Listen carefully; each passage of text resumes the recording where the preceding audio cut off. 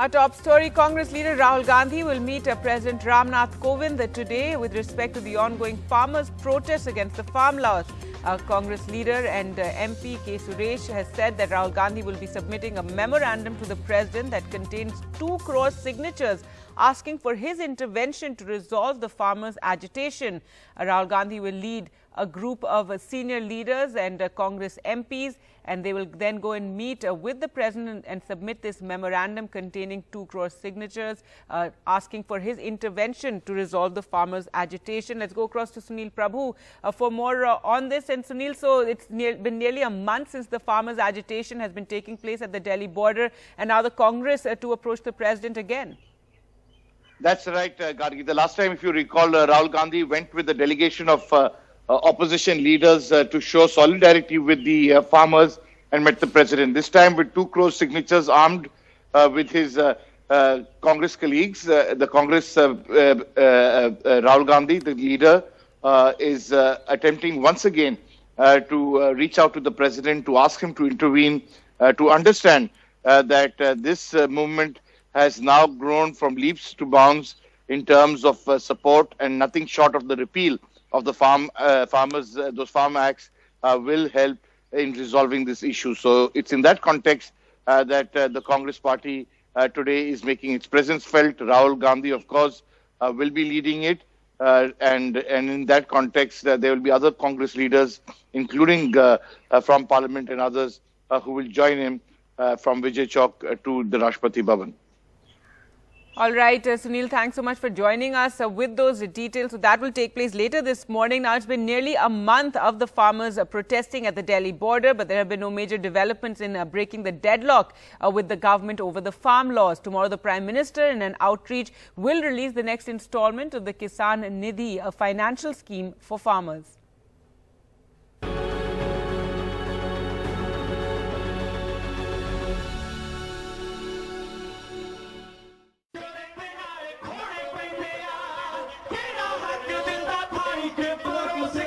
On Friday, as the farmers complete a month of protests, the Prime Minister will make his most significant outreach to farmers yet. He will release over 18,000 crore rupees to 9 crore farmer families as part of the PM Kisan Cash Handout Scheme. Under this, 6,000 rupees a year is paid in 3 equal installments to small and marginal farmers. Mr. Modi will also interact with select farmers from 6 states. Prime Minister has declared Pradhan Mantri Kisan Samman. That has been declared that 6,000 rupees per year, that is at 2,000 3 times he will give. That is the old announcement, and in this time he's declining, because that just to give the message that I am going to do that many things for the farmers. But this is nothing. This is the old policy. While the government is looking at some breakthrough, it won't accept the main demand of a complete repeal. Bharat सरकार पूरी तरह वार्ता के लिए उनके साथ तैयार है और मुझे आशा है कि हम लोग समाधान की ओर अग्रसर होंगे. 32 of the 40 farm unions forming Sanyukt Kisan Morcha are from Punjab. Sources say one option is that the centre can consider exempting Punjab, Haryana and Uttar Pradesh for now. And the support for farmers appears to grow. They are fighting for that what the government has given the 3 laws. They want that the government should take that 3 laws back.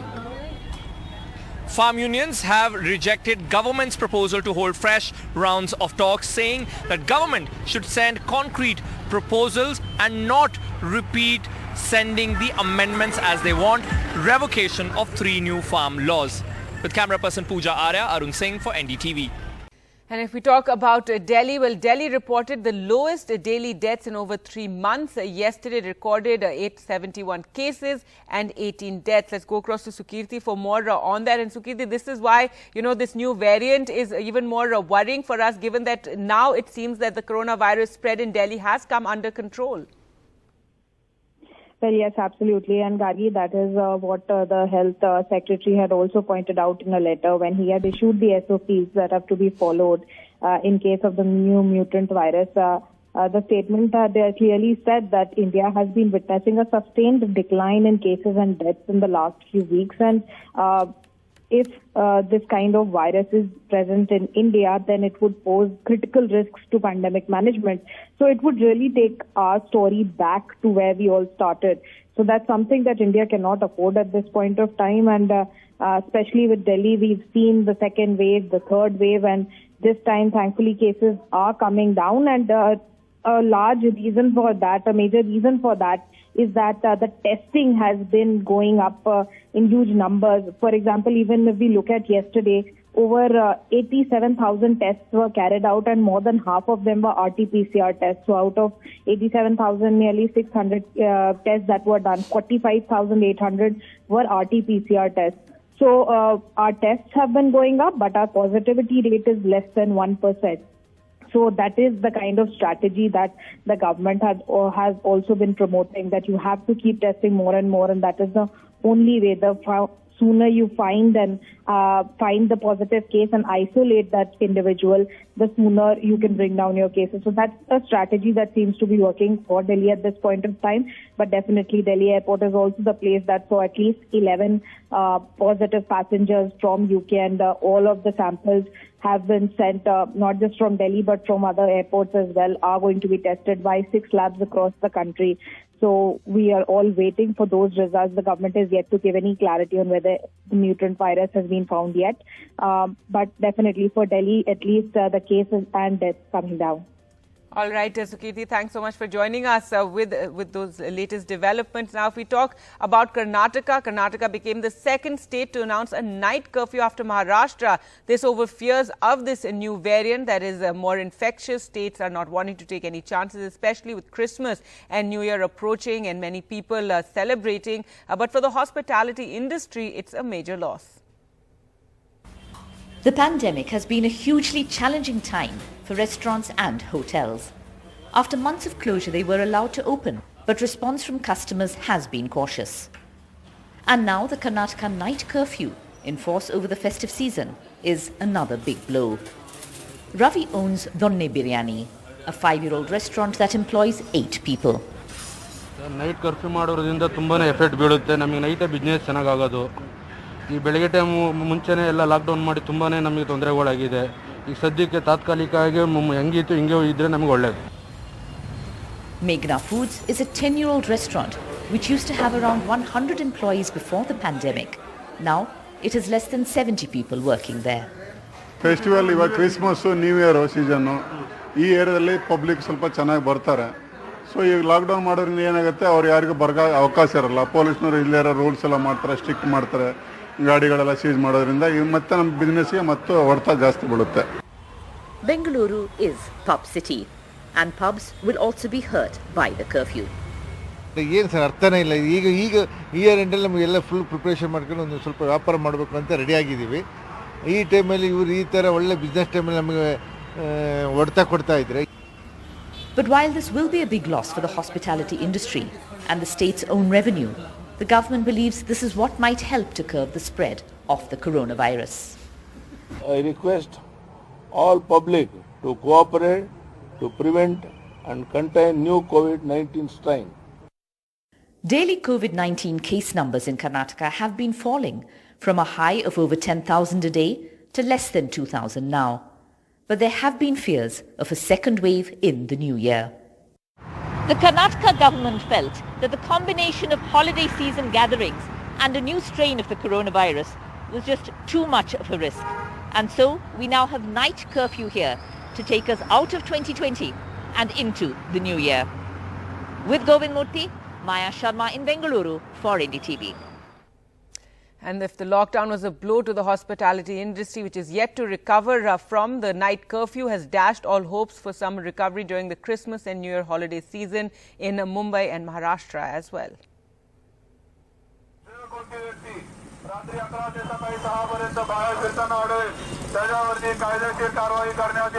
This is what the first day of the night curfew in Maharashtra looked like. Crowds off the streets largely and often well before 11 p.m. While the curfew is from 11 p.m. to 6 a.m., even before that, restaurants, pubs, bars and clubs have to start shutting down for all practical purposes. Malls and restaurants are emptying out at 10:30 p.m. as the police strictly enforces the curfew. जो hotels है, bars है, उन सबको भी हमने 11 बजे के पहले ही हम लोगों ने उनको बंद करने के आदेश दिए हैं। The pandemic has led to cancellation of Christmas and New Year plans.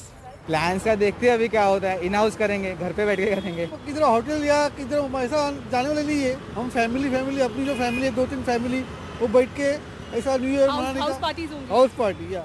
The hotel and restaurant business, which suffered massively during the lockdown, had hoped to cut some of the losses during Christmas and New Year.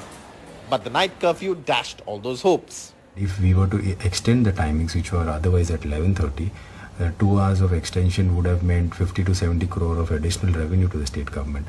In addition to the employment, thousands of employment that it would generate, everybody will celebrate by 10:30 and guests will leave, and 11 o'clock we'll be all shut. The government is set to announce a relief package for the hospitality industry, which includes waiving off license fees, etc. to some extent. The government says it has no choice but to impose the night curfew to avoid crowds, especially as fears of a super spreader new strain of the virus with 70% increased transmissibility rate could be the new problem it has to deal with. When it's a decision between life and livelihood, it can never be an easy choice, but the government says its relief efforts would hopefully help the industry recover. In Mumbai with camera person Sanjay Mandal, Saurabh Gupta, NDTV.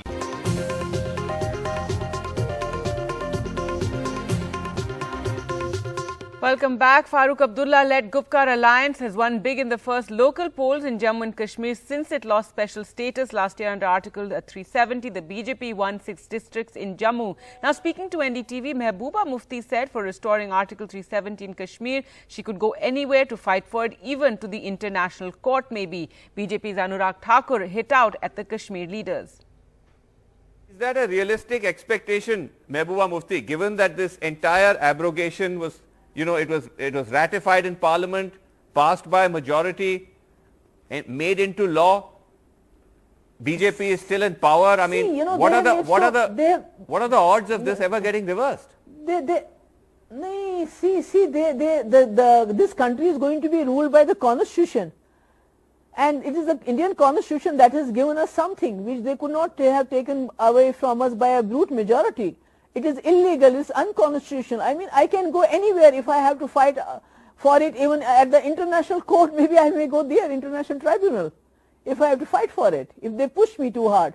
If they don't, listen to the voice of the people who have voted yesterday for this PAGD alliance, maybe they force us to go to, international tribunal, because whatever they have done on 5th August 2019 is illegal, unconstitutional, against the Indian Constitution. Mehbooba Mufti जी पाकिस्तान के दरवाजे खटखटाती हैं, फारूक अब्दुल्ला जी और उमर अब्दुल्ला जी चीन के दरवाजे खटखटाते हैं। International level पर ये दो पड़ोसियों को इनका सहयोग मांगा था इन्होंने चुनाव के समय की चुनाव बंद कर दीजिए और पाकिस्तान से बात करिए। फारूक जी ने कहा कि हम चीन का समर्थन लेंगे 370-35 को वापस लाने के लिए। जनता ने इनको इनकी जगह दिखाई है, इनका स्थान दिखाया है, और साथ ही साथ सोनिया गांधी जी और राहुल गांधी जी के सामने एक प्रश्न खड़ा किया है, क्या राहुल गांधी जी, सोनिया गांधी जी भी गुपकार गैंग का हिस्सा नहीं है? क्या ये भी उन लोगों के साथ नहीं है जो लोग तिरंगे का अपमान करते हैं? क्या ये लोग भी उनके साथ नहीं है जो पाकिस्तान और चीन का समर्थन मांगते हैं? तो सोनिया जी और राहुल गांधी जी को देश को जवाब देना होगा, क्या गुपकार गैंग का हिस्सा है? और इनके अपने पार्टी के अध्यक्ष मीर साहब के बेटे हारे हैं, और किससे हारे? जिसका किसान ट्रैक्टर चलाते हुए किसान एक चुनाव चिन्ह था, यानी कि ट्रैक्टर वाले किसान ने कांग्रेस को हराया है। तो किसानों ने भी कांग्रेस को नकारा है, और गुपकार गैंग का साथ देने वाले कांग्रेस के सामने प्रश्न चिन्ह खड़ा होता है, क्या वो भी पाकिस्तान और चीन का सहयोग चाहेंगे? क्या वो भी तिरंगे का अपमान करने वालों के साथ खड़े रहेंगे? क्या वो भी अब गुपकार गैंग का हिस्सा बने रहेंगे कि आगे कम करेंगे? As of now, that is very much her personal view. So do you see what that means? This hasn't even been suggested, much less discussed amongst the constituents of the People's Alliance for the Gupkar Declaration. Will this not be called a fault line? I don't know I don't know about the PDP, but we in the National Conference are fighting perhaps the strongest case in the Supreme Court. We believe that the justice we will get from the Supreme Court of India. And I don't want to undermine our case by suggesting that perhaps knocking on other doors will deliver us justice, because I have faith in the Supreme Court and in the verdict that we've been given by the people of Jammu and Kashmir. With that, time for us to slip into a short break. All the top news stories coming up on the other side. Stay with us.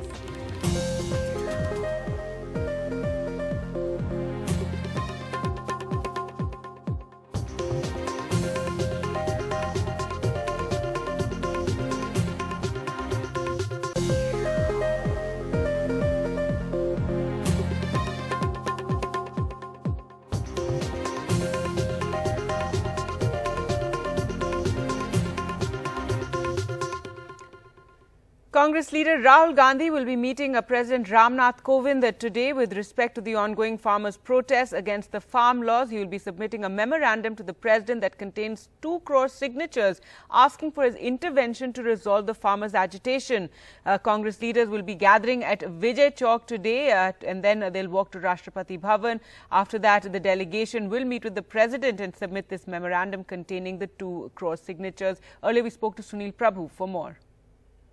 This time with 2 crore signatures, armed with his Congress colleagues. The Congress, Rahul Gandhi, the leader, is attempting once again to reach out to the president to ask him to intervene, to understand that this movement has now grown from leaps to bounds in terms of support, and nothing short of the repeal of the those farm acts will help in resolving this issue. So it's in that context that the Congress party today is making its presence felt. Rahul Gandhi, of course, will be leading it. And in that context, there will be other Congress leaders, including from Parliament and others, who will join him from Vijay Chowk to the Rashtrapati Bhavan. Now, more than 11,000 people in Himachal Pradesh who received nearly 12 crore under a national scheme for farmers have been found to be ineligible, the state government has said, adding that it's now trying to recover the money. A total of 11,152 people who pay income tax received funds under the PM Kisan Samman Nidhi, a central sector scheme for small and marginal farmers, which became operational in December 2018. But the Himachal government is now trying to recover a total of 11.95 crore, which was deposited in the accounts of those ineligible beneficiaries, some of whom may also face legal action for submitting wrong information while applying for the scheme. कि इस पैसे को recover करें और इनको delete करें, इनके नामों को बेनिफिशियरी से, और भविष्य में इनके नाम पे कोई पैसा ट्रांसफर ना हो, और जो भी उनको किस्तें मिली है वो सारे पैसे को जल्द से जल्द रिकवरी करने की कोशिश करें, ये उनको हिदायत दी है। हम ये भी कोशिश करेंगे कि जो सरकारी कर्मचारियों का जो डाटा हमारे पास अवेलेबल है, हालांकि उसमें आधार बहुत सारे मामलों में नहीं होगा या लगभग सभी में ना हो, किंतु फिर भी हम सरकारी कर्मचारियों और पेंशनों का जो डाटा है उसको भी पीएम किसान के साथ मिलान करने की कोशिश करेंगे, ताकि कुछ ऐसे बेनिफिशियरी और हो सकते हैं जिन्हों को ये पैसा गलत मिला हो तो उसको भी रिकवरी करने की कोशिश करेंगे। Well, let's go across to Ghazali for more on this. And Ghazali, this sounds very, very challenging and, complicated to first release this money, disperse it to people under the central scheme and now try to take it back. Yeah, certainly. First, it was disbursed to people because it was based on self-certification. People used to provide this self-attested performer or the form, giving out details saying that we are eligible for this scheme. Later, some eligibility criteria of the scheme was also changed, but what the government did, after disbursing the installments, and more than 60,000 installments have been received since the scheme was launched by the Prime Minister in 2018. So, the government later found out, while matching the data with the income tax department, that there are many people who are income tax payee. There are many retired government, state and union government employees who are receiving pension. Even they were given the installment of PM Kisan scheme.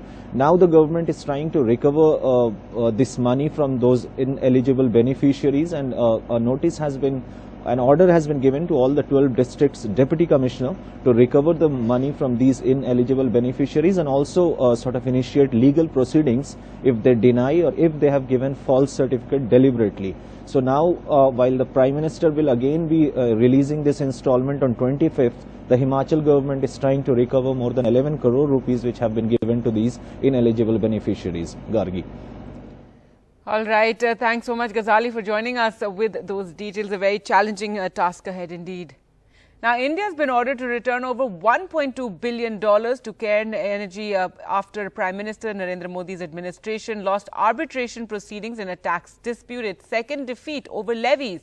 An international arbitration tribunal ruled that the tax claim was not a valid demand and asked the government to repay the funds withheld along with interest to Cairn.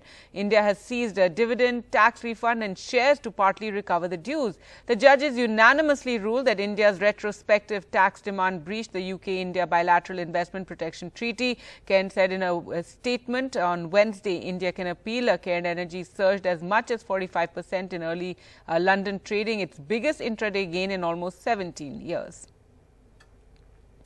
Now, the RBI has issued warnings on a new avatar of digital loan sharks that have cropped up, especially in post-lockdown period when people lost jobs and all operations have shifted online, which is turning out to be a multi-crore, multi-city money lending racket. Uma Sudhir reports. Ushamani says her daughter had died by suicide, unable to bear the non-stop calls and harassment she faced after she reportedly borrowed 5,000 rupees through an online money lending app. The 25-year-old MBA from Vizag had no job and borrowed the money during the lockdown period to help the family.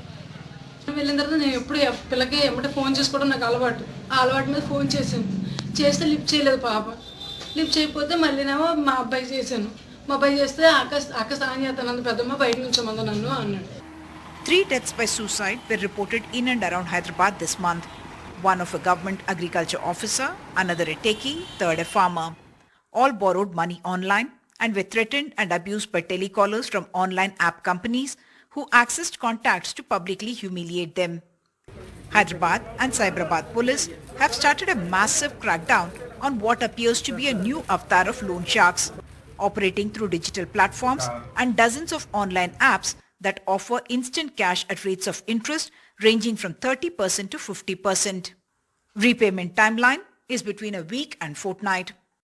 They are also active in the National Capital Region, and so far about 150 laptops have been seized, servers have been seized, and about 8 people have been arrested. After multiple raids in Hyderabad and Gurugram, where hundreds of telecallers were employed to lure potential customers and intimidate and coerce like recovery agents, the police have booked multiple cases and arrested nearly 20 people who acted as managers or directors. Among those arrested by the Cyberabad police is a 32-year-old engineer with a MS degree from the US who developed and sold loan apps and also established his own 2 money lending companies. 75 bank accounts holding 423 crore rupees have been frozen. 200 more accounts are being examined. There are at least 60 such online apps that can be downloaded, and the entire operation seems to be quite mind-boggling, running across cities and running into thousands of crores of rupees. Hyderabad police in fact is also investigating a Chinese link and a Jakarta angle. And parallels are also being drawn to an online gaming racket that was unearthed earlier, where you had shell companies, digital wallets, multiple bank accounts through which money was flowing. They're also investigating if the funds were going out of the country. The RBI has now warned people about falling prey to illegal online digital platform apps that lend at high interest rates, access private data unwittingly shared, and use high-handed recovery methods. In Hyderabad with camera person Nagraju, Uma Sudhir, NDTV. The possible abuse of UP's interfaith marriage law made a Muslim boy and Hindu girl from Shahjahanpur run away to Delhi to get married. The Delhi High Court has decided to provide protection to this couple.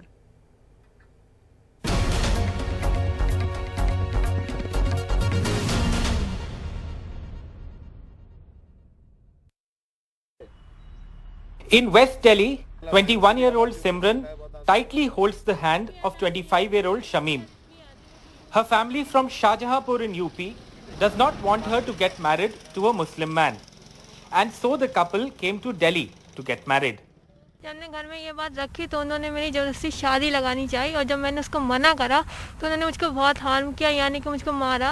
और mummy ने इनको धमकी दी, अगर आपने ऐसा करा, मेरे मामा चाचा ने इनसे कहा कि मैं आपको मार दूंगा। यहाँ पे आके हम एक धनक NGO से मिले, उन्होंने बताया कि अगर हम स्पेशल मैरिज एक्ट के थ्रू अगर शादी करते हैं तो हम लोग काफ़ी सेफ रहेंगे और हम दोनों का धर्म भी चेंज नहीं होगा। Shamim and Simran met in 2017 in a coaching center while preparing for competitive exams. Shamim says that had he been staying in Uttar Pradesh, he would have been arrested for being in love with Simran. नहीं, मैं कभी ना धर्म बदलवाना चाहता हूँ और ना मैं खुद एक्चुअली इसके खिलाफ हूँ। जो बॉयज अपनी बीवी या GF से कहता है कि आप धर्म परिवर्तन कीजिए फिर मुझसे शादी कीजिए, मैं ऐसे लोगों के ही खिलाफ हूँ। The couple has filed a petition in the Delhi High Court seeking protection. The court has provided them a safe house and protection till they get married. They fell in love with each other. They happen to belong to different religions. One is a Hindu, one is a Muslim. They want to marry, and mind you, in this particular instance, they want to marry under the Special Marriage Act. So what this ordinance is trying to do is to reinforce the stranglehold of patriarchy, dominant religion and caste in society and on the lives of young people, which is totally contrary to the Constitution as well as innumerable judgments of the Supreme Court. Shamim and Simran have registered to get married under the Special Marriage Act in Delhi. Both of them say they will never return to Uttar Pradesh because the government there considers the marriage of a Muslim man and a Hindu woman a crime. The couple are saying that they are failed by their own society, by their own state, because of the new law they cannot get married in their hometown. They are here in Delhi. They are saying they are happy that they are together, but they are afraid as well because they are saying that they can never go back to their hometown. In New Delhi, with Sanjay Kaushik, Saurabh Shukla for NDTV.